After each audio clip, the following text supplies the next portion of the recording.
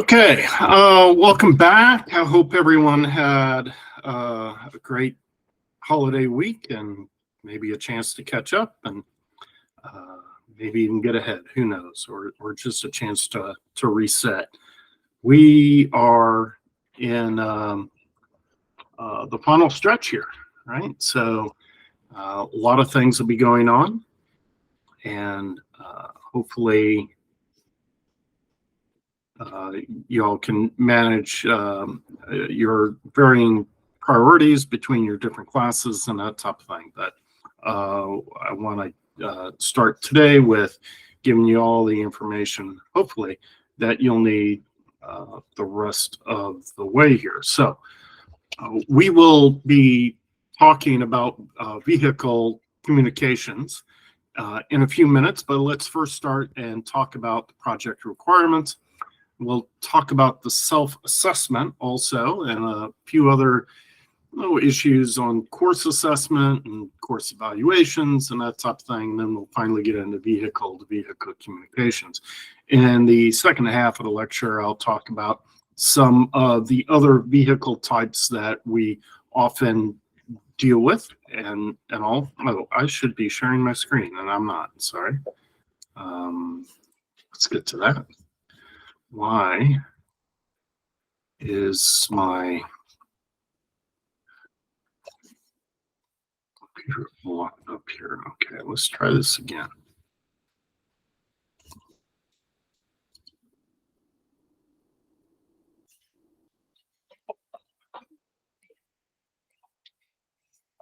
Okay.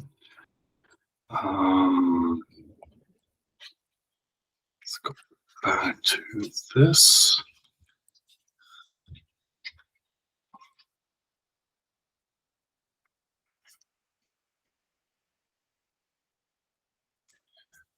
Oh boy, it is really slow.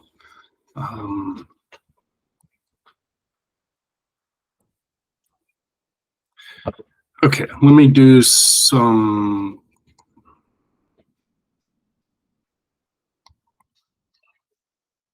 Okay, I am waiting on my PowerPoint to render, and it is not. So let me see if I can't. Can you all hear me at least? Yeah, we could hear you. Okay. Yeah. Let me, while I wait for PowerPoint to get itself unstuck, I wonder if I can.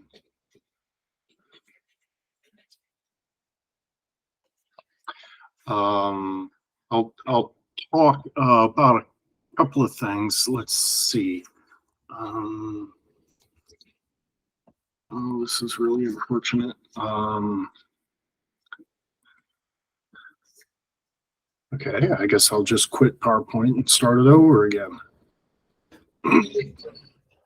But maybe I should download these things from OneDrive.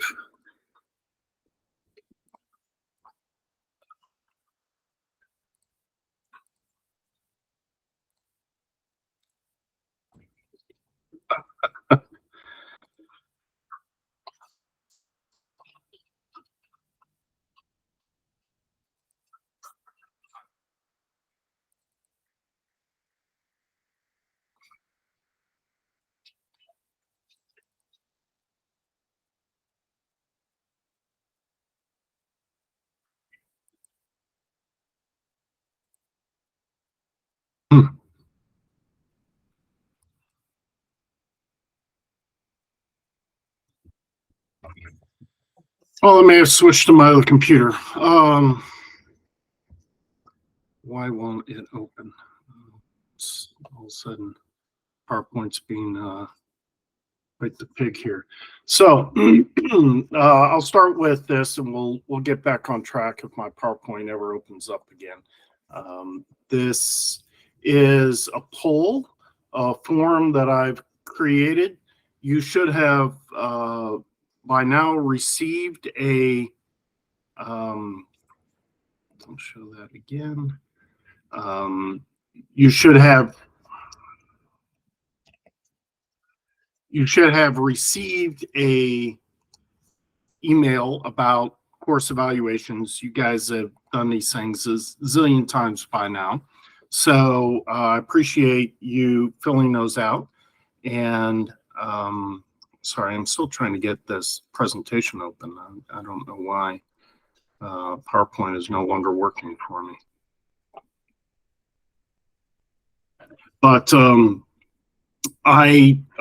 this year they gave us a chance to add a couple of questions onto the course evaluations, and I managed to time it so I got a couple of questions added to the undergraduate the course.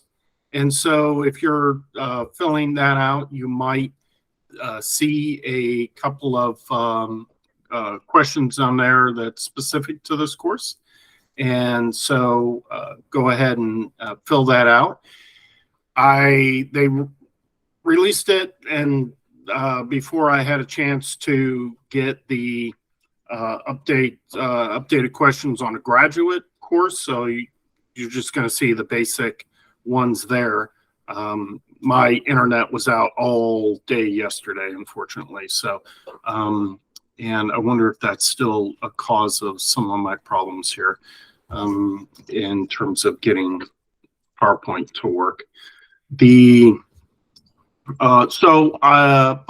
I really want to get a lot more information about this course, since this is the first time I've taught it, and first time I have, well, actually, I did teach a small section before on this course, but I was run more as an independent study. But more to the point, this is the first time that I've taught it as a online, fully remote, synchronous type course, right? So I've done the remote course before, but this was the first time that I've done it as where everyone's remote, right? So normally it's the students have been in a classroom and I've just taught it remotely. So I want to get some of your feedback on that. So this particular form is not going to grab any personal information.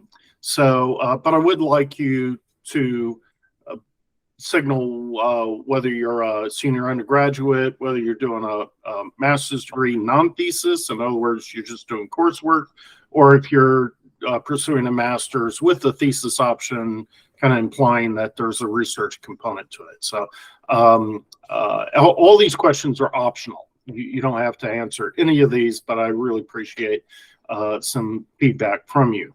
And also indicate kind of your experience with industry.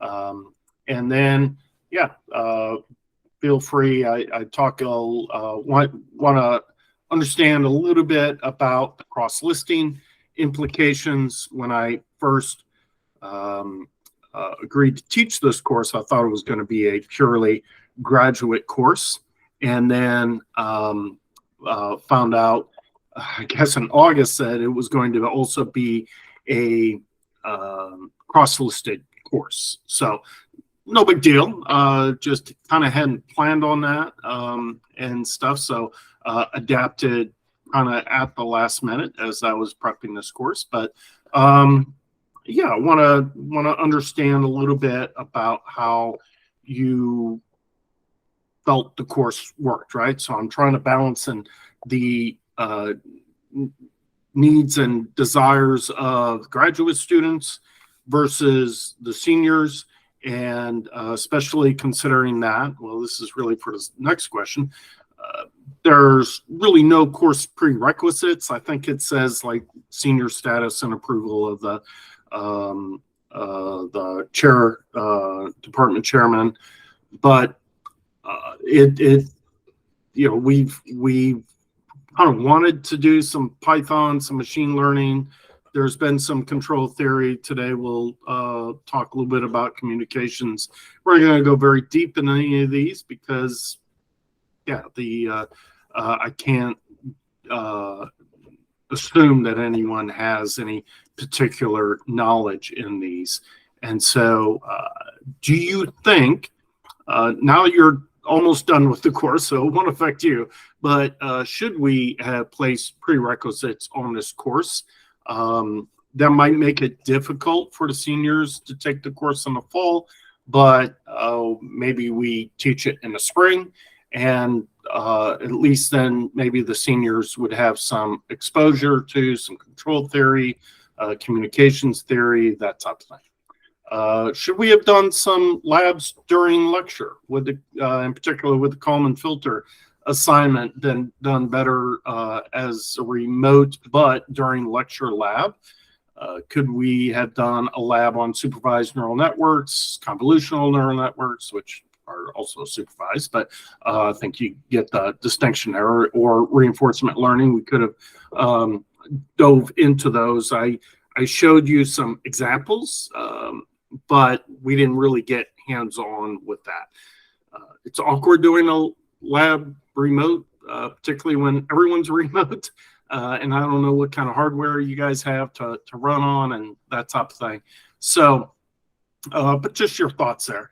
The project, you know, we'll talk a little bit more about the project. I kind of thought that I would have more of y'all kind of meet with me more regularly during office hours or by appointments, and kind of looking for help and feedback on the projects. I didn't like put as many turn in assignments in there as maybe I had originally thought, but we'll find out how you guys did. Would it have been better to have added a little bit more structure to it? Maybe graduate students are a little bit more used to working in an unstructured, self-directed environment. I don't know. Let me know on that. At the beginning, I created some very short, usually like 1 or 2 questions, weekly quizzes. And I usually post those on like Sunday or Monday after a lecture, just to give you a chance to go back and look at some things, because we didn't really do a lot of assignments. We didn't really do a lot of deep diving on any of these. So it's kind of like do a lecture and then boom, leave that topic behind and move on to the next one. So so I kind of created these quizzes, but then I went and looked, and I don't think anyone did them, or maybe 1 or 2 people did them. So I stopped doing them. So is there a better way of doing that? And we'll talk a little bit more about this, but as you know, we don't have any tests in this course. There's no final, and there's a big self-evaluation format.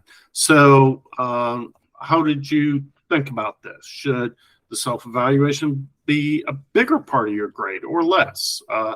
Or should we actually try to have a test, have a proctored test where everyone comes to campus and sit in a room? I know the intention of the department is to make this kind of remote learning thing as an opportunity to grow the program, and eventually to have what is potentially a fully remote master's program. And in that case, then people may not even be in the New York City area, right? And I think that you all are all probably in the New York City area, and you're probably on campus anyway and that type of thing. But I'm thinking of kind of the big picture. Or should we just have done a take-home test? And then I give you a chance to do anything else. So, and I'm still trying to get my PowerPoint working. Let me try another tactic here. See if I can just start it up. It's a blank presentation, and then I'll open them. So now let's talk a little bit about your final self-evaluation. If you remember, if we go back to our syllabus, let me just grab a syllabus here. Which one is this? Is a graduate program, but in this part, it's all the same. So I did copy this information in over here, but just as a reminder, a significant part of your grade comes from a self-evaluation or reflection of your learning experience. And then recall from the grading policy, from the syllabus, blah, blah, blah. Here's 25% of your grade. Now, a couple of thoughts on this is one of the things that motivating me here is that it's difficult in this kind of fully remote type of situation to fully evaluate everyone, right? And so that's part of it. But another part is there's a lot of research lately that talks about the philosophy of grading, the kind of pros and cons of grading, and it turns out that there's a pretty good body of research that says as soon as you start to assign grades to students, that it kind of disrupts their kind of self-motivation to learn, and then students end up kind of targeting a particular grade in the course and doing what's needed to do to get a particular grade, where there have been a lot of situations where professors have tried to ungrade. So most institutions still require you to give a grade, but it's the idea that let's work on this together and have a self-evaluation as a big part of the final grade, but let's try to focus more on learning. So don't know whether that worked or not, but it's an experiment on my part, and it seemed to be very relevant here. I as you see here, I didn't go full in on that, and maybe that ends up being the worst of both worlds. I don't know. But we did have some assignments. Of course, you have a big project, you have these research reviews, and then there's this self-assessment. But really, this is your chance to just tell me how you thought you learned this semester, right? So, and it's not even so much what you learned.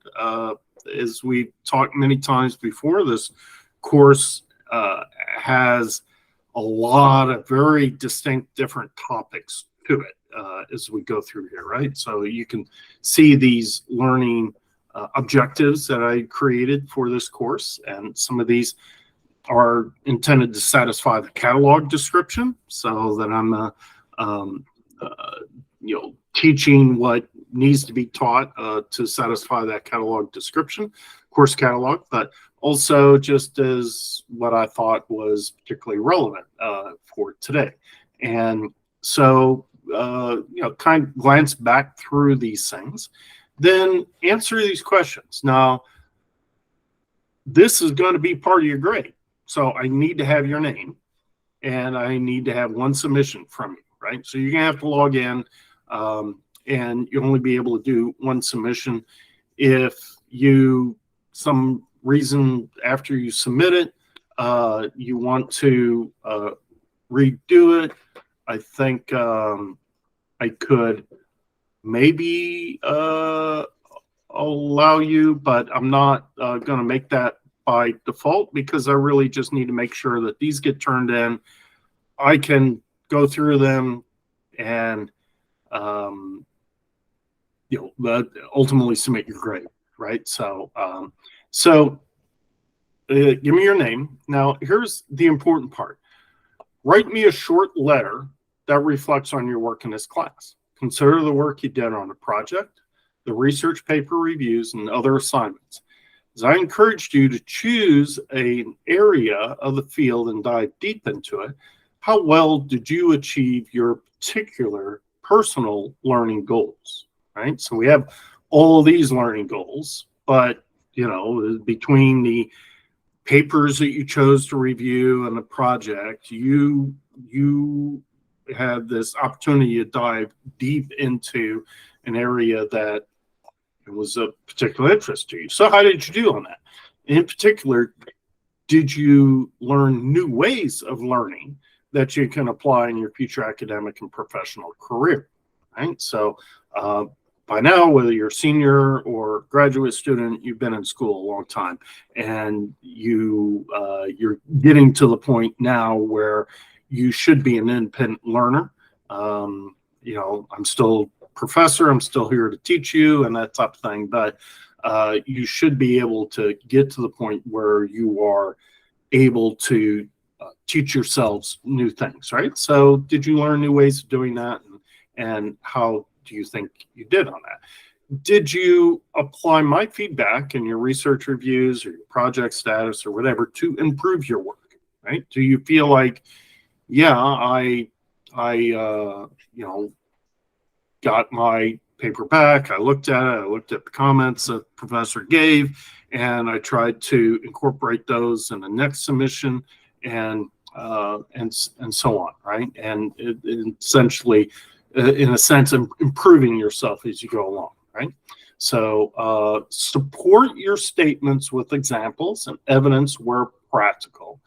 Did you miss any significant work? Is there anything that you're particularly proud of in terms of your learning, your experience in this course?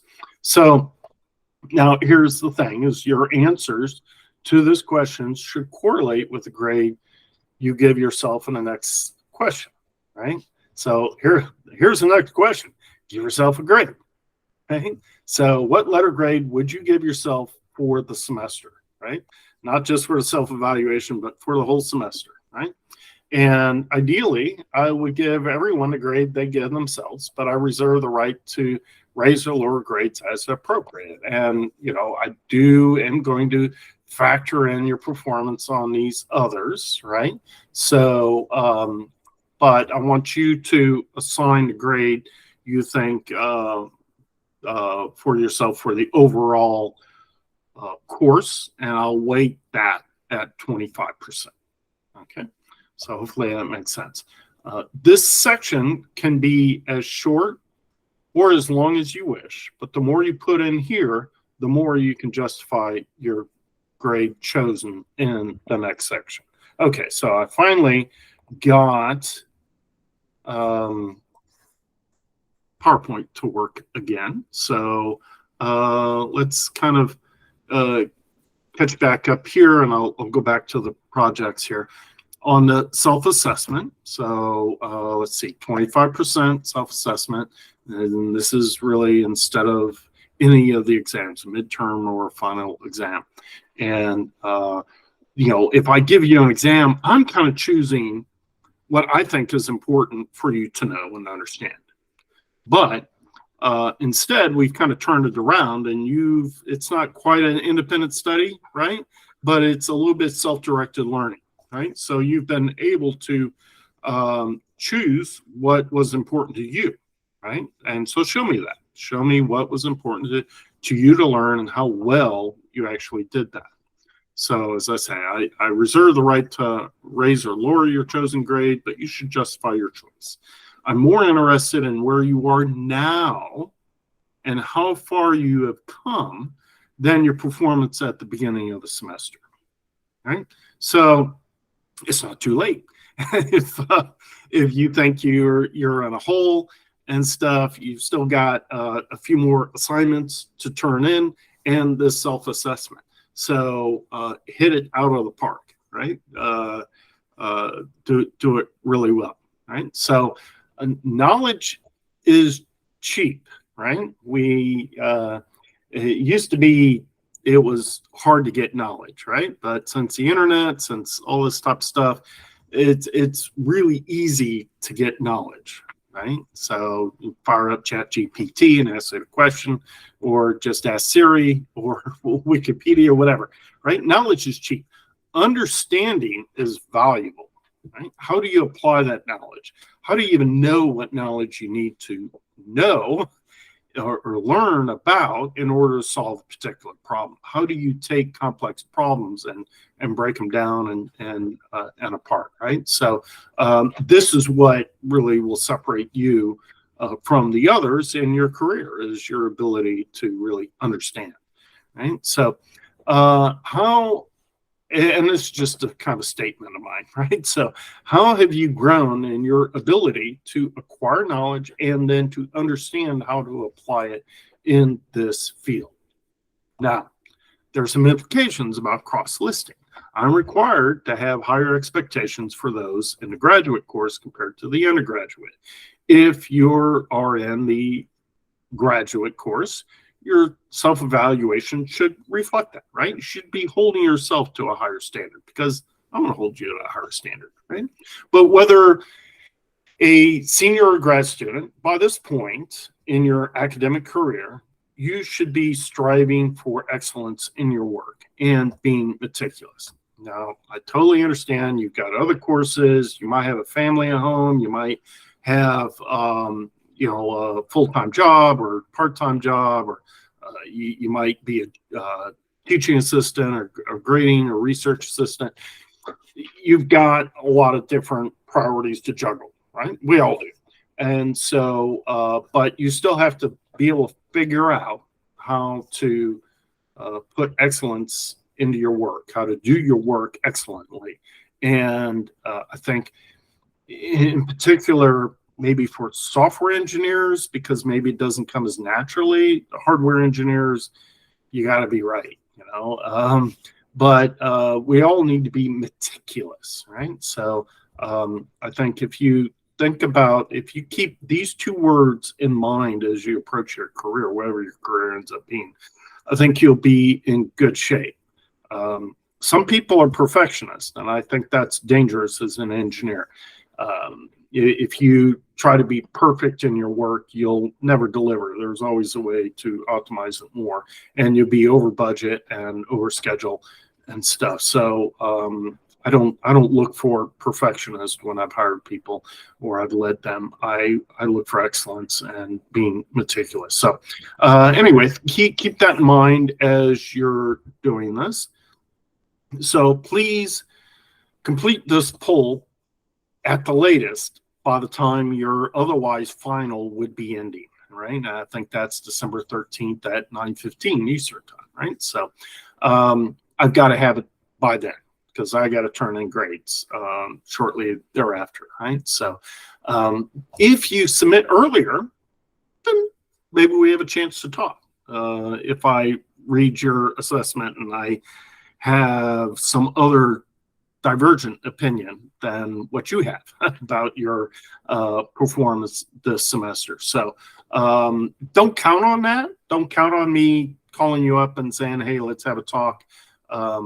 So you need to put some effort into this. This form is available at this link, but it's also on Moodle. So go find that. I wouldn't do it until latter part of next week or beginning of finals week. You can maybe consider it your final, but make sure it's done by this time, right? Give yourself a little time to think about it, right? So you should feel completely comfortable giving yourself an A, right? If you think that reflects your understanding of the course material. Just justify it, right? Don't try to second guess this, thinking, oh my gosh, if I give myself an A, he'll think I'm crazy and knock me down to a B. So maybe if I give a B, A minus, don't game it. Just don't second guess it. Just be honest with yourself, right? So again, I want this to be something that you can reflect upon and talk about what you really think you did in this course, emphasizing where you've ended up, not where you began, right? Even if it takes you to the last 2 weeks of the course to really get things together, but by then, by the 13th, man, you really know this stuff. and tell me that, and provide some evidence to that effect, and I think we'll all be happy, right? So, all right. So then back again. So please do the course evaluations, and but I created my own version. So here's a link to that. It is also on Moodle. Both of these polls are on Moodle for this week, right? So scroll down to this week and click on those. And again, you can do this anytime, really. There's, again, this one's anonymous. Do it whenever. I just appreciate it. So, all right, now let's scroll back here and let's look at the project, right? So that's another big part of your grade, right? So hopefully this is going well. Write a report. What you did, what you learned, what problems you faced and overcame, what problems you still have, and what you would do to overcome them. All right, so I put this one in just in case you don't get this thing to work. You're not anywhere close to what you thought you would be. All right, I get it. It's not a great situation, but it is what it is. So tell me what you would do if you had more time, more resources to overcome these. All right. So assuming you have something working, then show the performance of your system. As engineers, we don't just design something and then hope for the best, right? We design something and then we measure it, right? And hopefully, in the beginning, we created some objectives or some requirements or specifications for a system. And we figured out how we were going to test or evaluate that, right? And so, this is just part of the natural part of engineering. So show me the performance of your system, preferably quantitatively, right? If you can't, at least qualitatively, right? Describe the experiments that you do or the test, right? Describe, if you're comparing YOLO V whatever versus SSD something, I don't know, maybe you're comparing two different models, right? So describe the experiment and the conditions upon which you're doing that, right? So, Professor, I have a question. Sure. So let's say we tested a model and let's say it didn't come out like at all or wasn't able to like run, but we were able to get like a different like algorithm or model to run. Should we show like both of the like maybe like the one that's failing, like maybe like a visual representation, and can we show the one that's working and that visual representation to compare the two? Yeah, sure. Whatever is appropriate, right? So, but it's a good question. Now, let me emphasize while we're there is I'm writing all these things out, right? But just like on the research report reviews, some of y'all are trying to like answer every single question that I put on that assignment sheet, right? And okay, that's fine, but let's grow beyond that, right? I'm giving you some things here, right? But by now you should know how to write a project report. Maybe it's not perfect, but you've been writing lab reports. You've been maybe writing some research reports, right? So these are ideas on how to document your work and show it to me, right? So if you tried two different models, you could never get one to work, or it just was a dead end. Hey, that's good information, right? I mean, we don't often publish on things that don't work, but if they really don't work, if it's really a bad way of going, then yeah, that's useful information, right? So particularly if you can talk about why it didn't work, right? Maybe it should have worked and you just could never figure it out and you got tired of banging your head against the wall. That's fine. Just communicate to me what you did, right? So And but like this one here, this is like the life of an engineer, right? So we're we're not just building things because we we think they're cool. We are designing and building things because we're trying to improve on what had been done before, right? So we're coming out with a new product, we're engineering a new version of that product, or software or whatever, right? So we're doing work. Someone's paying us to do work in order to improve things, right? So we have to be able to measure it. So to the extent you can, maybe it's not appropriate, applicable in your particular thing, that's fine. Just to the extent you can, show that to me. Again, there's a higher expectation for the grad students than there are the undergrads.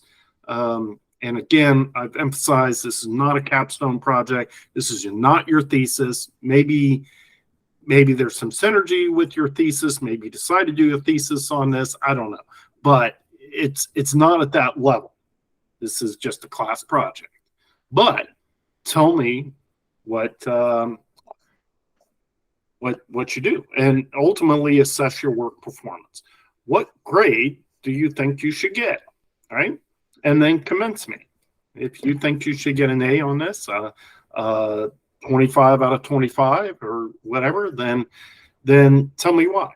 If you think, well, I didn't quite get it to work, and so maybe I should get a 24 out of 25. I don't know. Tell me. Right? And what did you do well? What could you have done better? Right? So this self-awareness is valuable too. Right? So if it's kind of like when you're doing the research paper reviews, and one of the things that I've asked you to look out for, possibly, is maybe what's the future research? What's the next step after this paper? What could you do better? Right. And so that's a good awareness of a situation. You look at it, it's like, wow, if I'd only known what I know now when I started this project, I would have done it totally differently. Just tell me, right? Communicate to me. And so this report should, it's 25% of your grade, right? So it's not going to be a paragraph. It's going to be a few pages. If you have graphs that you can put in there, or photos, then obviously it's going to take up some more pages. If you have some quantitative data that you're going to present in a table, that's some more, right? So, but again, try to give me the big picture of your project, because we're so remote. It's been hard for me to have really good visibility on what you're doing, right? So we did have a little bit of feedback at the beginning of the month, beginning of November and stuff, but I really, since I'm not there, you're not here, whatever, it's been kind of hard to do that. So you need to tell me everything about your project, right? So I can understand the quality of work that you did. Right? So, all right, then either schedule a time with me to demo it in person or virtually in person, right? Or create a short video and share that with me. If you have another idea on how to demo it to me besides live or a video, then do that. Right. So, but I want to see what you have working. Right. And if it crashes halfway through, that's fine. That happens. Right. So it's not fine, but it's, don't put your head in the sand because it's not working. Show me what does work. Show me how far it gets, and let's go from there, right? So, but I want to see what you have actually working. So if you're doing a software project, all of you are doing software projects. So, I would assume that you have your code in a GitHub repository. If you don't, you should. If you haven't started using GitHub, you should. We didn't really talk about that. I just kind of assume at this point in time that everyone knows how to use GitHub and stuff. This is potentially a good part of your portfolio to show potential employers during interviews, that type of thing, right? So if that's just a bridge too far for you, whatever. At least load it up to Google Drive or zip it up and send it to me or something. I'd rather not that, but GitHub or something like that, right? So if you did a hardware project, at least show me a schematic or a block diagram, the bill of materials, a picture of the system, that type of thing. If you borrow hardware from me, please return it to Bobby. I may be in town starting from the 16th, but that's really iffy right now, and that's after the semester's over anyway. So, but if you can return it to Bobby, I'll let her know to expect that, and then I'll be able to pick it up sometime. All right. Okay. Any questions? Okay. So again, let's see. The self-assessment is worth 25% of your grade. Your project is worth 30% of your grade. I hope all these add up right. Yeah. And your research reviews total up 25%. We decided that we wouldn't do the last any more assignments. There were a couple of you that kind of wanted to do some more assignments. Honestly, I'd rather you put your effort into these other things, right? The remaining work. And if you have, like, if your last few research reviews are awesome and your project is awesome and you really put a lot of thought into your self-assessment, I'm going to give some forgiveness down here if you didn't do that well there, right? So it's only 20% of your grade. I'd rather you focus on the road ahead than the road behind. But again, if you really, really want that, let me know.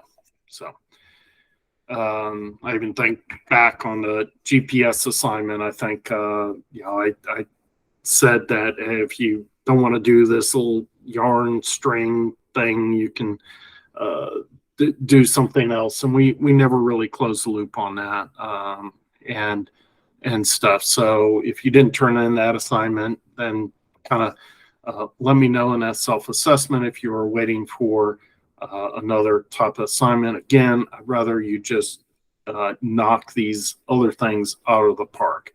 But if you really want to go back and do those things, then talk to me and stuff. But instead of like giving any sort of extra credit, like in the form of another assignment, I'd rather you just do well on these other things.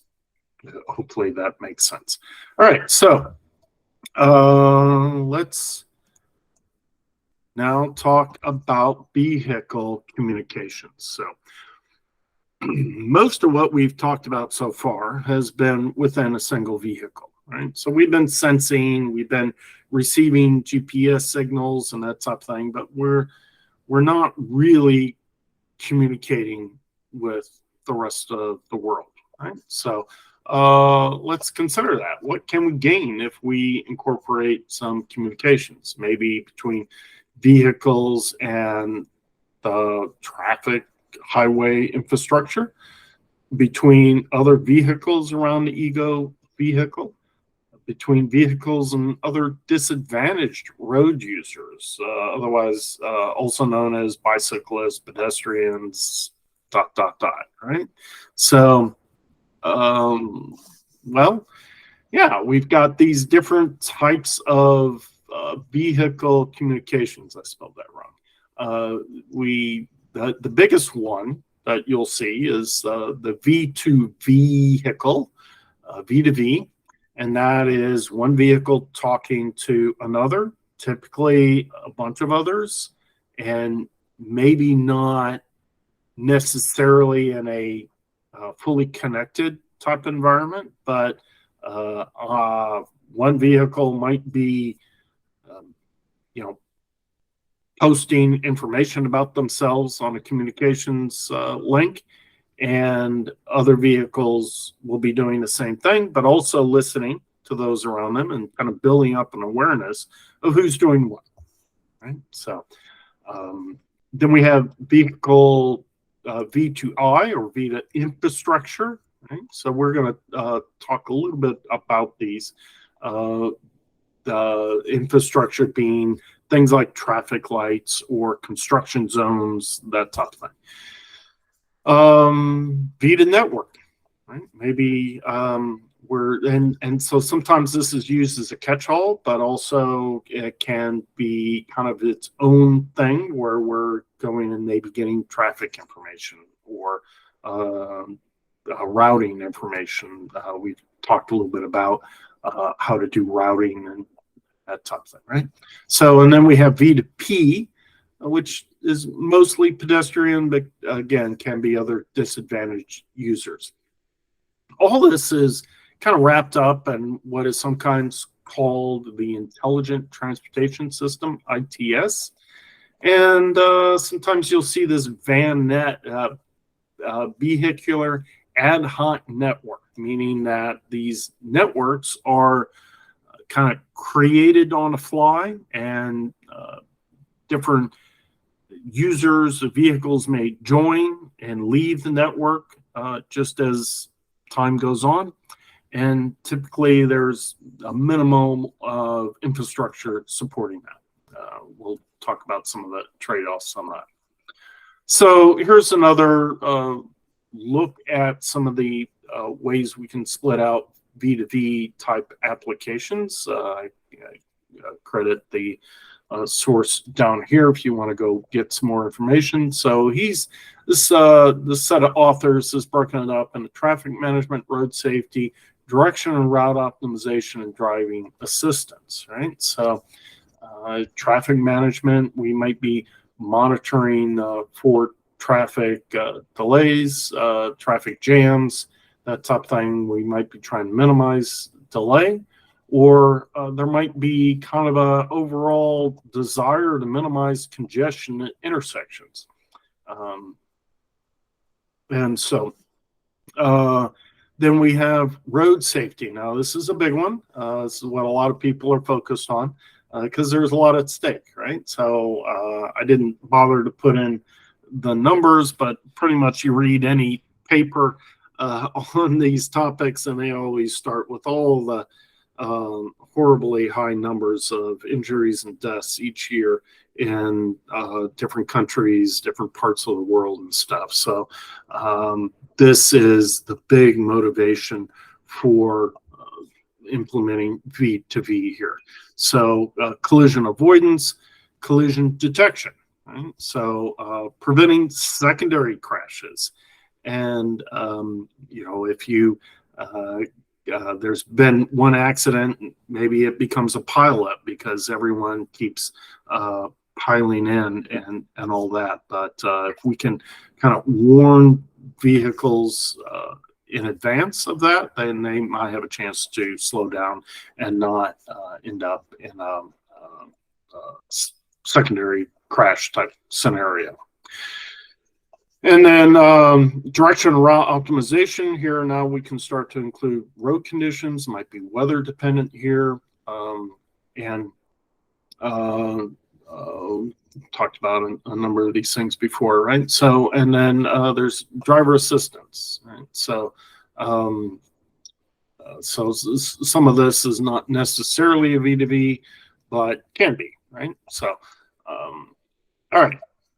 Now, challenges. There's a lot of challenges, not trivial. We've been trying to promise V2V capabilities for a long time, and we're still struggling to actually get there. So latency is a big one. If we're traveling at 60, 70 miles an hour, I don't know, 90 kilometers per hour, 100 kilometers per hour, then we cover a lot of ground really fast, right? So if we're going to do anything, we've got to not only detect that there's a situation, but we need to communicate it. And then that has to be presented to the driver, or perhaps autonomously take control, as of course is for unmanned autonomous vehicles. But can that system respond quick enough, right? And does communications affect that latency? Congestion, if we start having lots of cars on the road and there's a problem and they all recognize that problem and they're all slowing down, so they're all sending out these kind of emergency messages, then we can have a real congestion problem, right? So is it scalable, right? So is a system scalable in terms of the number of users and the density of those users in a particular area? How about forwarding messages? If we don't have suitable range, can we forward messages? And then if we do, how do we do that? How do we keep forwarding? How far do we forward? Do we try to forward in a particular direction? That type of thing. Do we assign vehicles to a group so that we can communicate within that group as they drive down the highway, let's say, or they're at an intersection? Can we build up that group, choose the members of that group, and then manage that group and figure out when people leave, when new vehicles should join that group? What about security, privacy, anonymity?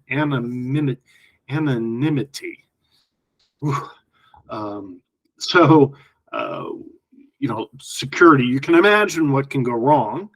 You can have all sorts of false alarms and people just being malicious to cause problems, or you could be able to hack into something if your vehicle is constantly broadcasting information about its state, its how it's driving, how fast it's going, what direction it's going, that type of thing, then maybe that information can be captured and attributed to you, and then you've lost your privacy. Maybe you're going to visit a place that you don't want people knowing that you went to that location, right? And so we want to be able to have some privacy and some anonymity. Wow, I give up on that word. On where you are, how you're driving is, that type of thing. So we'll talk a little bit about some of the messages kind of at the higher level. And so the big one is this emergency warning. And this could be both a passive and an active. As one author's version of this, there's not really a great set of terminology on all of these things. But here in the passive system, basically all vehicles are periodically broadcasting their state. Doesn't sound very passive, does it? But where it's at is that the receiver vehicle infers that there's an emergency, right? So you're, as the broadcasting vehicle, you're not saying, hey, I'm in an emergency situation here, watch out. You're just constantly periodically broadcasting your speed, your location. And it's up to the receiver vehicle to determine, hey, there's a vehicle in front of me that's suddenly a lot slower. And maybe that's a problem. Maybe I ought to do something about it, right? The alternative is an active type system, where now the vehicle experiencing that abnormal situation broadcast a message. Maybe they don't periodically broadcast just status quo messages, or it's certainly not at the same rate that a passive system would, but they would broadcast a emergency message when that vehicle detects that, hey, there's something abnormal here. I'm suddenly braking, I'm swerving, I'm spinning out because I've lost grip on my tires, or whatever, or I just detected some debris in the highway, whatever. Right, so that's kind of emergency warning. There's a few other. There's lots of these. Right, I'm just trying to highlight some of the important ones, or what at least we think are important at this point. So, how about joint perception and prediction? One of the things that we've all, if you've driven, you know the type of situation where you're driving down the highway, maybe you're in the middle lane, you're following a vehicle, all of a sudden that vehicle quickly changes lanes, and you look ahead of you and there's a whole bunch of debris that you're about ready to hit. Maybe some ladder fell off a construction truck, or maybe there was a tire blowout, or boy, this time of year there might be a deer on the road or something like that, right? So you couldn't see that happening because that car in front of you was blocking your view ahead, right? Until they moved out of the lane, and by then it's too late, right? So joint perception and prediction is the idea that you're exchanging information about what you're perceiving in the world, what you're predicting is going to happen, that type of thing, right? So a little bit more involved than just a passive emergency warning type of things. But so platooning is another thing. Some of you all have done some research reports on platooning, and I think maybe I've mentioned the Army has had a leader-follower convoy system that they've been developing for a while. This summer, I think they decided to hand that off to industry and let industry kind of develop it from there. But it's the idea that, a big part, we sadly seen a lot of conflicts in the world lately, and we quickly see that supply chain is a big deal in any sort of conflict, military conflict. And so it's important for the Army or Navy or whoever to be able to move supplies around efficiently. And instead of having 5 or 6 truck drivers and their co-driver sitting next to them, that's a lot of men and women that are not only required to do all that work, so you have to have those people available, but also potentially puts them in danger, right? So platooning is the idea that you would have one vehicle that's controlled, let's say in this case by human, and then all the others are simply following that vehicle. So if the human decides to change lanes on a freeway, then the other vehicles will follow it. If they speed up, then everyone speeds up. Whether that's and so we have this situation in supply chains for defense type applications, but we can also envision it in particularly unmanned or autonomous vehicles or driverless autonomous vehicles that elect to platoon together on a highway and they're going a long distance. Then if they match speed and maintain a separation distance between them, then we can end up with more efficient driving, right? So be able to move traffic better because it's kind of done jointly instead of a bunch of individual decisions. And then there's intention sharing. So I might, as a way to help traffic flow and maybe promote safety, broadcast not only my current state but my trajectory. Right, I may be predicting or transmitting that I'm going to drive forward another 100 meters and then I'm going to turn left. Right, so now other vehicles around that can have some sort of insight on what's coming up for your particular vehicle. Right, so then we have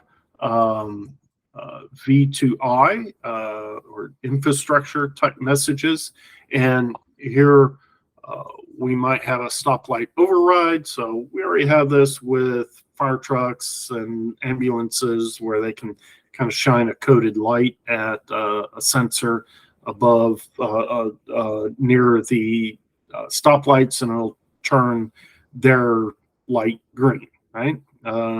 It's kind of a cool, slick technology, but maybe not perfect, right? So if we can really have a radio-based vehicle to infrastructure system, we can tighten that loop up a little bit.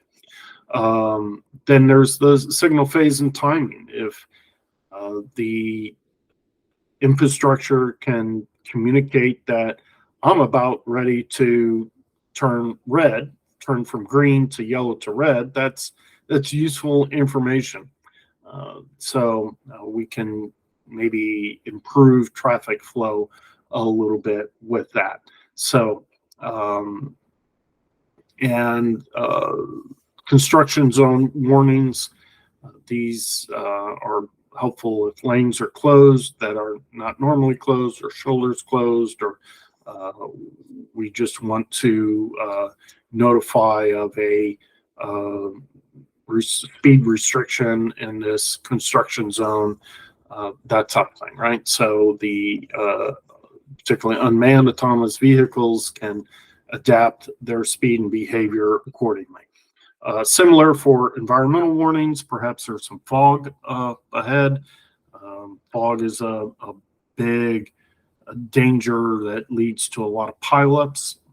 That and ice are the two big ones, I think, without being a traffic accident expert, that we see where we can have these big pileups. So fog, heavy rain, high winds, snow and ice, and that type of thing, right? So we can predict, and vehicles can adapt in more time. Then, so there's this V2P, vehicle to pedestrian. So I'm just giving you a little link here. I think this fact sheet from the Intelligent Transportation System part of the Department of Transportation of the U.S. government. This is a little dated, but it still is kind of some interesting type of information here. And so it just gives you a little bit idea about their research and stuff. So it's you can have the vehicle warning disadvantaged road users, right? So disadvantaged road users could be pedestrians, bicyclists, wheelchair users, vision impaired people or hearing impaired people, people pushing babies in strollers or walking dogs, whatever, right? So all sorts of ways that you can be disadvantaged with respect to a vehicle, right? So the vehicle can warn disadvantaged road users. Maybe that comes through a smartphone or some other type of system. And alternatively, the vehicle can be warned pedestrians in a, let's say, signalized crosswalk. This is something in particular that the DoD has worked with, and they're particularly focused on transit buses and trains and commercial vehicles, but also can include passenger vehicles. So we can see a situation here where buses don't always have the best visibility and or maneuverability. You've got some people in a crosswalk here, so it's you've got a bus turning right, one turning left here, so just creating greater awareness, right? So the pedestrian is in a signalized, meaning it's got a crosswalk indicator here. It warns the bus driver when a pedestrian is crossing the street as the bus is making a right or a left turn. So just creating more awareness, hopefully trying to make that safer system. Then we have V2 network, V to N, and some of those messages. Now, to some extent, this is used as a catch-all. So V2X is used as a catch-all, but V to N kind of looks at everything that's going through a network infrastructure, right? So rather than necessarily peer-to-peer, but it's going through some sort of network. But we can also think about downloading traffic information or uploading diagnostic information. Basically, lots of different things that can connect to the cloud, right?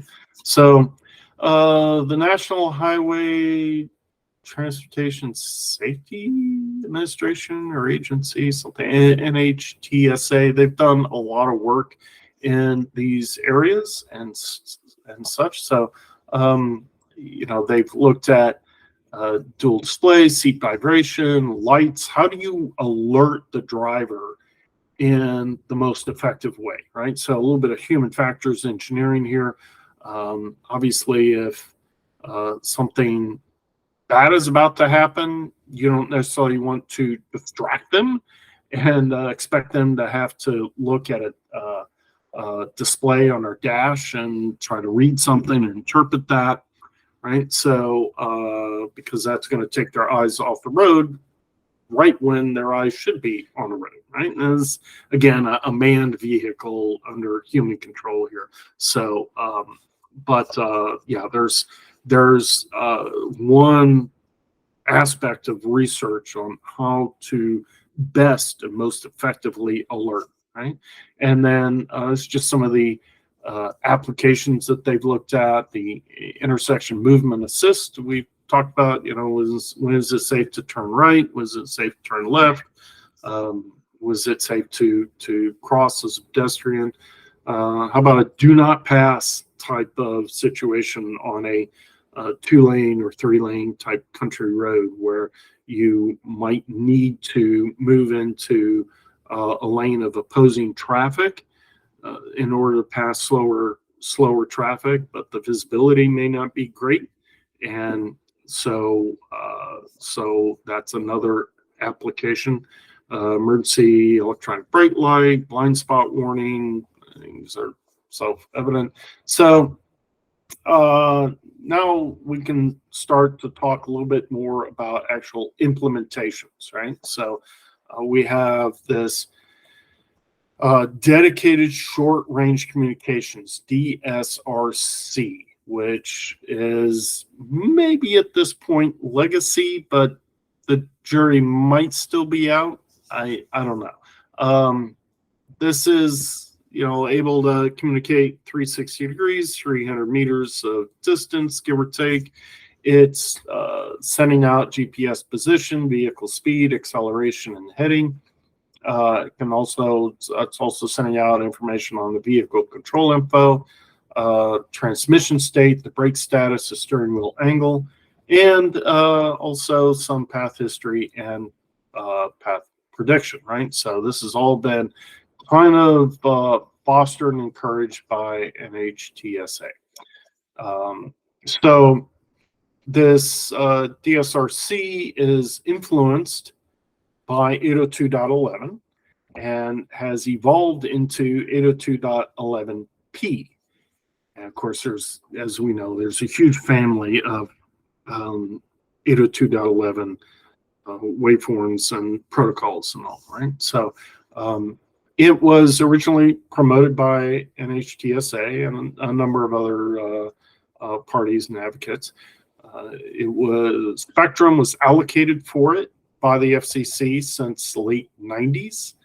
And so over a period of years, there's some advocacy, and they allocated some spectrum, 75 megahertz at 5.9 gigahertz, and broken up into one control channel and 6 service channels. Being 802.11 influenced, its waveform is orthogonal frequency division multiplexing with carrier sense multiple access collision avoidance media access control.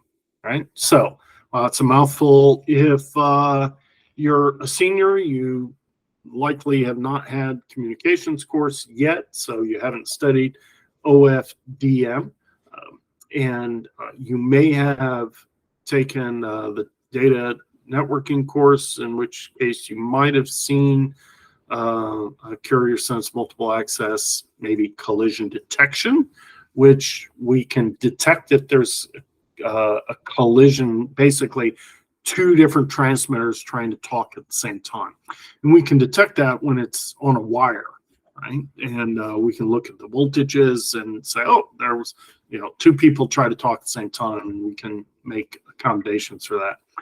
In wireless, of course, we can't really do that, right? We can't measure voltage if 2 people are talking at the same time. Sure, maybe technically the voltage changes, but it's impossible to measure that difference, right? So instead, we look at things like cyclic redundancy check codes, or basically parity bits, to determine if a packet of information was able to get through, and if it was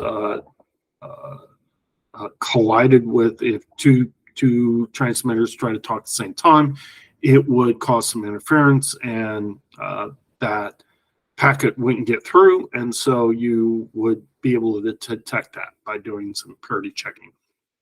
And so then this carrier sense multiple access with collision avoidance will then choose to back off some random delay before it tries again.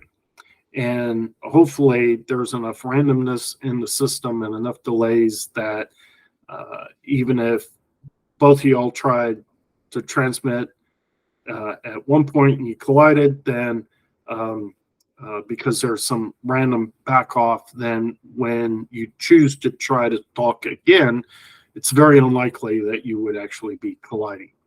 But yeah, if you've spent enough time in crowded areas with Wi-Fi, sometimes we can thrash, and we can have some congestion problems, and where we're even with this collision avoidance type of thing, and trying to sense for the carrier to see if anyone's talking already, there's still going to be a lot of collisions, and every time you collide, you back off and delay longer before you transmit. That can be a bad thing if you're trying to send out an emergency message, right? So don't worry too much about the orthogonal frequency division multiplexing if you're not familiar with that. It's just that that's what the more modern versions of 802.11 use, and also 4G, 5G, and high-def television and that type of thing. So there was been an attempt to mandate this for all cars by, 2023. But as things often do, particularly in the automobile industry, there's a ton of pushback, right? So anything that's going to cost some money, it gets some opposition, right? So Cadillac did introduce it in their CTS sedan in 2017. But because of all the delays, it's given 4G, 5G, and so on a chance to kind of catch up. And if you're familiar with 5G, you know that there's some parts of 5G that's dedicated for ultra low latency and high reliability type of communications and stuff. So along the way, we have been developing this cellular V2X type of a protocol. And so that's where I'm saying that DSRC may be legacy. It's still kind of happening, but I think the NHTSA and the FCC kind of gave up on the DSRC last spring and have seemed to be putting their weight behind more of a cellular type system. But in the meantime, this has been used around the world, more in Europe and Japan for electronic toll collection. There's lots of different technologies used for electronic toll collection over the years. I used to build devices for that back in the 80s. Scary. Then obviously cooperative collision warning, traffic signal priorities, parking guidance, traffic information service, all that. There has been some level of implementation of DSRC. But if you go and look up V2V type communications, you're going to see a lot of stuff on this dedicated short range communications. Don't necessarily weight that as saying, oh, there's that's where it's at, right? So all right, let me finish this and we'll take a short break. So I've already said some of the issues here, but the range is about 300 meters at best, maybe less than that. Turns out that the radio propagation environment can be a little rough in vehicles.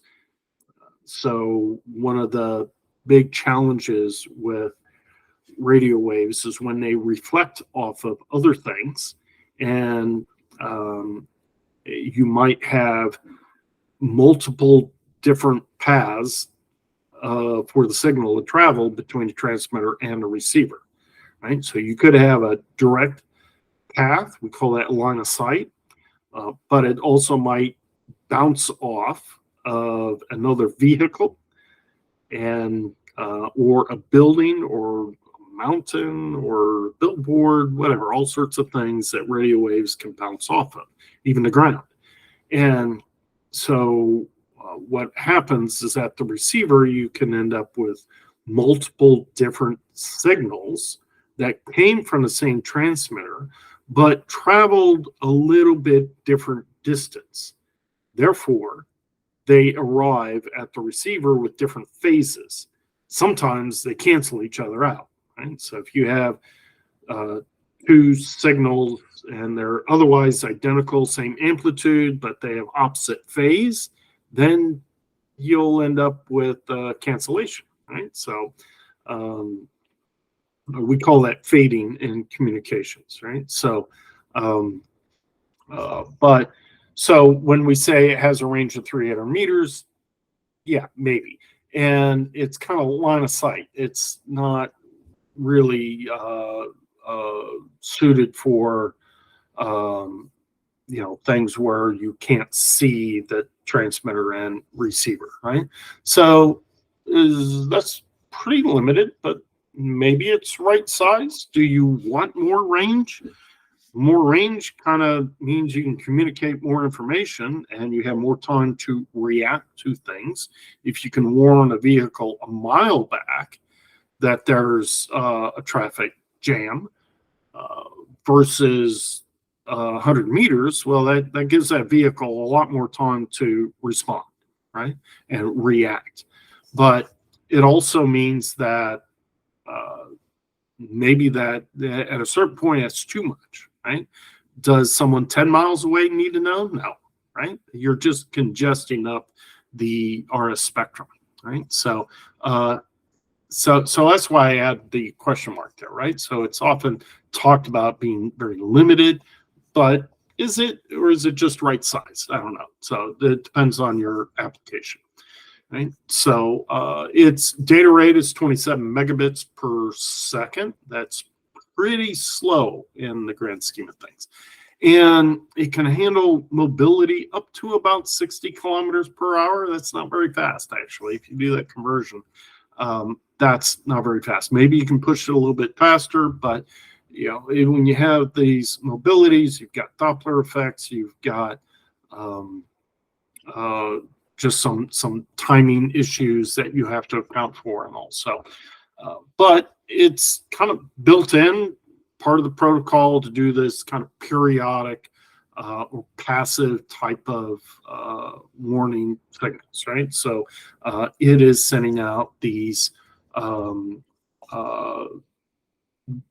vehicle state and control information and path information, and it's kind of all built into it. But the issue is, as I alluded to earlier, it has this carrier sense multiple access collision avoidance media access control scheme, right? And that can lead to non-deterministic latency.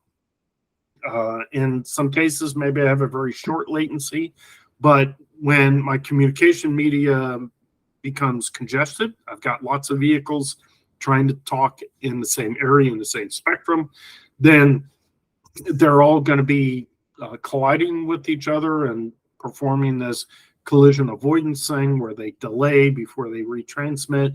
And so you can end up with this non-deterministic latency, so which is hard, right? So if I know, you know, in the ideal world, I've got a very small latency and it's very consistent and I can count on it. In a less ideal world, I've got a longer latency, more delay before I get my message, but at least it's fixed, and so I can design around that, right? And but kind of the worst situation is where I don't know what my latency is going to be. I might have some kind of bounds on it, but that's it. It's hard to deal with, right? So again, here I'm going to use some jargon here. This is a hybrid automatic request or acknowledgement. Basically, part of the protocol will be to use some error control coding so that basically you send redundant bits of information. So if one gets destroyed due to some interference or just noise or whatever, you can still maybe use some of that redundancy to figure out what was actually sent. But you still have like some check codes in it, parity check codes or CRCs, and so you can check to see whether you received your packet correctly or not, and to when you do, you send an acknowledgement back, or there's some timeouts, and if I'm a transmitter and I don't get an acknowledgement back, then I can assume that, well, that packet never got there, and I'll transmit it again and stuff. So that's like super quick, super high level. If you're a senior, we'll talk about that next semester. But so there's not really any of that kind of two-way acknowledgments of error checking on that. So in all this, we have these capacity and scalability limitations due to congestion. We can also have a hidden node potential. We you know, with this collision avoidance algorithm, we trying to detect whether two transmitters are talking at the same time, but maybe at our receiver, actually, let me say it in a better way. This first part of the CSMA is a carrier sense. So basically, I'm going to listen. Hey, is anyone speaking? Is anyone transmitting? No. Okay. It must be free for me to transmit, right? And that kind of normally works, except when two people instantly try to talk at the same time, right? And then you have to do this collision avoidance thing. But if you have a hidden node, meaning that I'm a transmitter, but there's another transmitter over there, but I can't hear him, right? Maybe he's shielded, maybe he's just too far away, some propagation environment, weird things going on. I can't hear him. So I do this carrier sense. I listen, and it's like, I don't hear him transmitting. And so I start to transmit. But maybe the common receiver is trying to listen to both of these, and now he's being interfered, right? So because we're both talking at the same time. So another kind of this classic problem that occurs in a lot of communication networks of this sort. And so, but it can cause problems in this. They're similar to congestion type issues, right? So then ultimately it's costly, and that's been the biggest hurdle that has been unable to overcome. So, with Wi-Fi, you've got a router, you've got your access point, the Wi-Fi base station, so to speak, right? And that's what you're communicating with. Yes, technically, no one ever uses it, but you can do a kind of infrastructureless talking peer-to-peer, but really, the protocols are designed to go through a router. In this world, we would call that a roadside unit, or RSU. So in order to be able to set these things up, you would have to have these RSUs installed along the roadways periodically according to the ranges that are supported, right? So who's going to do that? Taxpayers going to do that? Anyone going to do that? We're going to put those in with road taxes. Well, we got bridges that are falling apart, right? So we need to spend money on that instead of these RSUs. So that's been ultimately the big problem. All right, let's take a break, and I think we're doing okay on time. So let's come back together at 8:10 Eastern time. Okay.